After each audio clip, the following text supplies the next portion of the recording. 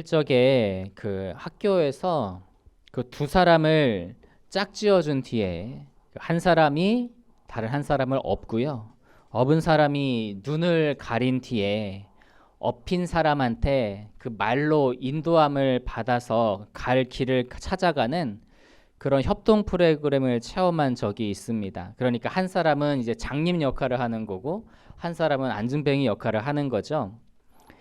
눈을 가리면 앞을 볼 수가 없지만 이제 엎혀 있는 사람의 도움을 받는 것이고, 엎혀 있는 사람은 자기 발로 걸어갈 수 없지만 눈을 가린 사람의 도움을 받아서 함께 이제 길을 찾아가는 것이죠. 그 활동을 하면서 문득 그런 생각이 들더라고요. 만약 둘 다 앞을 볼 수 없으면 어떻게 될까? 여러분, 둘 다 앞을 보지 못하면 어떻게 될까요? 누가 누구를 인도하겠습니까? 그죠? 목적지를 찾는 경우가 거의 없을 겁니다. 오히려 모두가 위험에 처하게 되겠죠. 앞을 보지 못하는 사람은 다른 앞을 보지 못하는 사람을 인도할 수가 없습니다. 적어도 한 사람은 앞을 볼 수 있어야 하겠죠. 블레셋과의 1차 전투에서 패한 이스라엘은 언약궤까지 동원해서 다시 싸우지만 결과는 이스라엘의 참패였습니다. 이스라엘은 3만 명이라는 엄청난 전사자를 냈고 또 믿었던 언약궤마저 빼앗기고 말았습니다. 우리가 전쟁의 그 결과를 이야기할 때 이 전멸이라고 하면 우리는 일반적으로 그냥 모든 그 부대원이 다 사망한 경우를 그 전멸이라고 말하는 것처럼 생각하지만 그렇지는 않습니다. 실제로 이 전멸이라고 하는 것은요, 부대가 이 전투력을 어느 수준 이상 잃어버려서 더 이상 임무를 수행할 수 없을 때 전멸이라고 그럽니다. 이제 그런 의미로 볼 때 오늘 블레셋과 싸운 이스라엘은 그 전멸 같은 그런 큰 피해를 입은 겁니다. 그래서 언약궤마저 빼앗기는 치욕을 당할 수밖에 없었던 것이죠. 이 치욕적인 소식이 엘리 대제사장이 있는 실로에 전해지면서 오늘 본문의 이야기가 시작이 되는데요. 우리 12절과 13절 말씀 같이 보시겠습니다. 12절, 13절 두 절입니다. 시작. 당일에 어떠한 베냐민 사람이 진영에서 달려나와 자기의 옷을 찢고 자기의 머리에 티끌을 덮어 쓰고 실로에 이르니라. 그가 이를 때는 엘리가 길 옆 자기의 의자에 앉아 기다리며 그의 마음이 하나님의 괴로 말미암아 떨릴 즈음이라. 그 사람이 성읍에 들어오며 알림에 온 성읍이 부르짖느니라.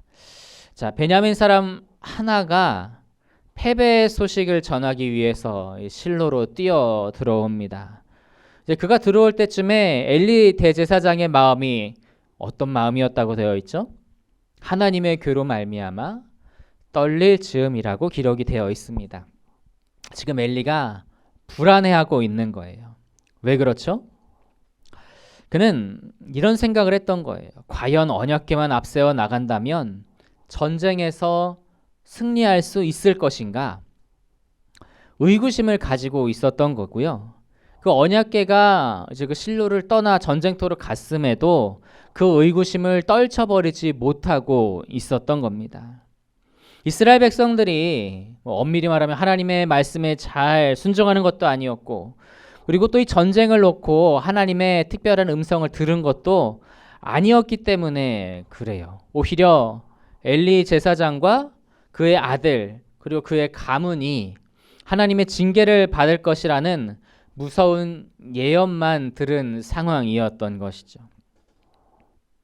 그런 상황이었음에도 불구하고 이 대제사장이 언약궤를 가지고 전쟁에 나가도록 승인했던 이유가 무엇이었을까요?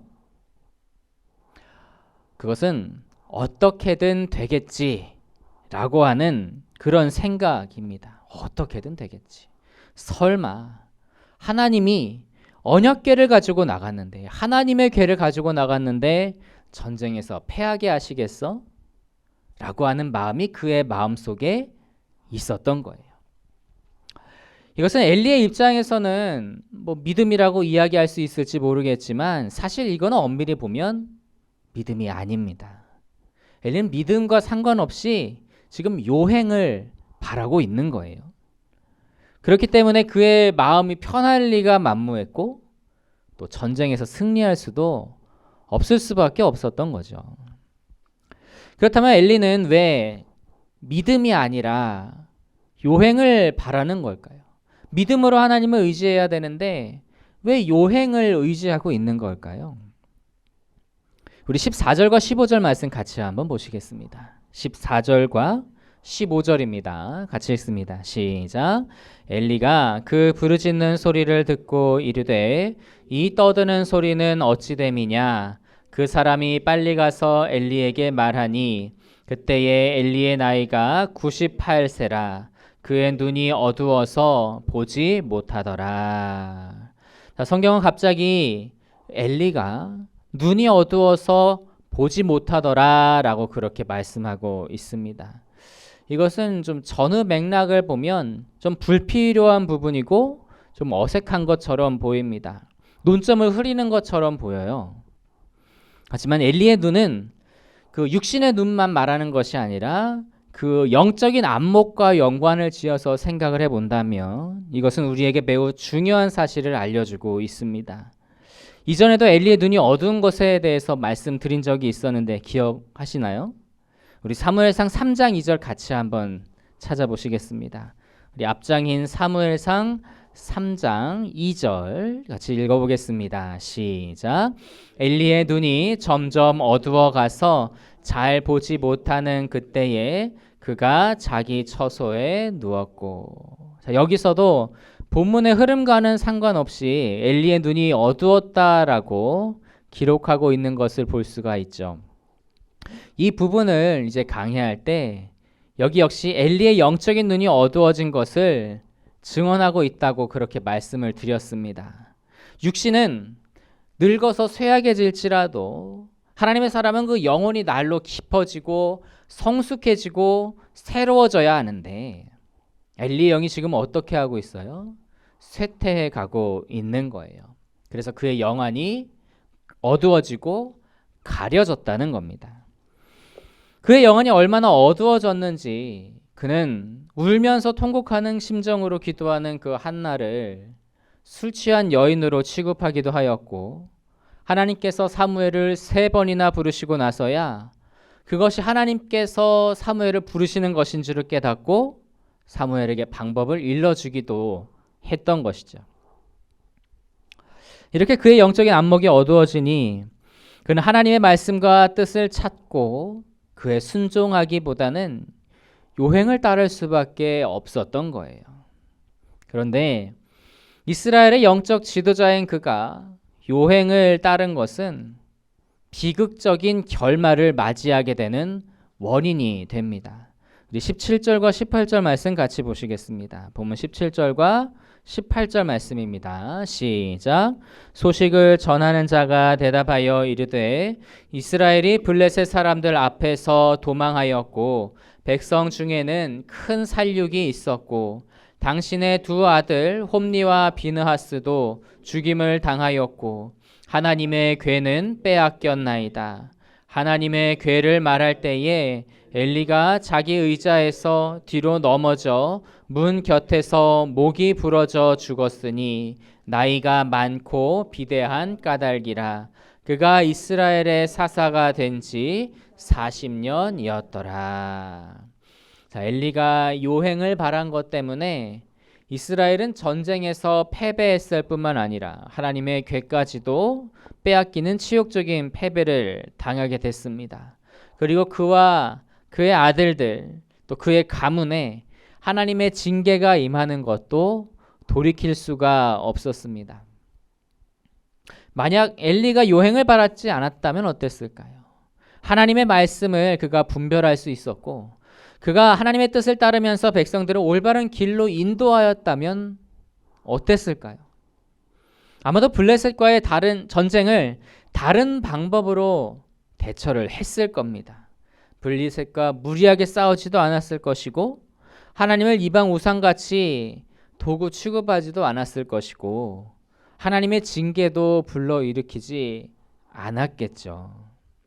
그가 영적인 안목이 뜨여 있었다면 이스라엘 백성들이 그런 심판을 당하지 않았을지도 모릅니다. 그런데 여러분, 우리의 영적인 안목은 어떻습니까? 우리의 영적인 눈은 뜨여 있습니까? 우리의 육신의 눈이 흐려져서 밝게 보지 못한다면 여러분, 우리는 어떻게 하죠? 열일 제쳐두고 안과로 달려가지 않겠습니까? 요즘 의료기술이 좋아져서 뭐 라식 수술도 라섹도 많이 하고는 하는데 앞이 잘 보이지 않으면 돈을 들여서라도 그런 수술을 하지 않겠습니까? 안경이라도 맞추겠죠? 그리고 또 안경에 먼지라도 묻어서 잘 안 보이면 수시로 안경을 닦아내지 않겠습니까? 그런데 우리의 육신의 눈보다 더 밝아야 할 것이 우리의 영적인 눈이니 우리는 우리의 그 영적인 눈, 그 신앙의 눈을 더 소중히 여기고 그 눈이 어두워지지 않도록 매우 신경을 써야 할 줄로 믿습니다. 늘 하나님의 말씀을 통해 하나님의 어떤 분이신지를 깨닫고 늘 기도함으로 하나님의 마음을 깨달아 하나님의 인도하심대로 살아가야 할 줄로 믿습니다. 우리말에 운도 실력이라는 말이 있어요. 실력이 있어야 운도 따른다는 말인데요. 좀 신앙에 있어서도 다 같이 적용할 수는 없지만 약간 그런 뉘앙스가 있는 것 같아요. 우리가 영적으로 실력이 갖추어져 있을 때 우리가 말씀과 기도로 하나님의 뜻을 깨닫고 또 하나님의 말씀을 따를 수 있을 때에는 우리가 좀 세세한 것을 미처 보지 못한다고 해도 하나님께서 우리의 삶을 인도해 주십니다. 하지만 반대로 우리가 그런 영적인 실력이 없다면 그러면 어떻게 될까요? 하나님께서 우리에게 요행을 허락하실는지는 우리가 그것은 알 수 없는 일입니다. 그러니 사랑하는 성도 여러분, 영적인 실력을 쌓는 우리들이 되기를 소망합니다. 우리가 하나님의 말씀을 늘 묵상하고 늘 주님 앞에 기도하면서 하나님의 마음을 깨달아 우리가 주님께서 원하시는 그 길로 올바르게 나아갈 수 있는 저 여러분들 되기를 원합니다. 그렇게 우리의 영적인 눈이 뜨이고 우리의 영적인 귀가 열려서 주님께서 우리에게 하시는 것들을 다 들어 깨달을 수 있는, 그래서 요행을 바라는 것이 아니라 하나님의 그러한 섭리를 깨닫고 그 섭리대로 나아갈 수 있는 저 여러분이 다 되실 수 있기를 주님의 이름으로 축복합니다.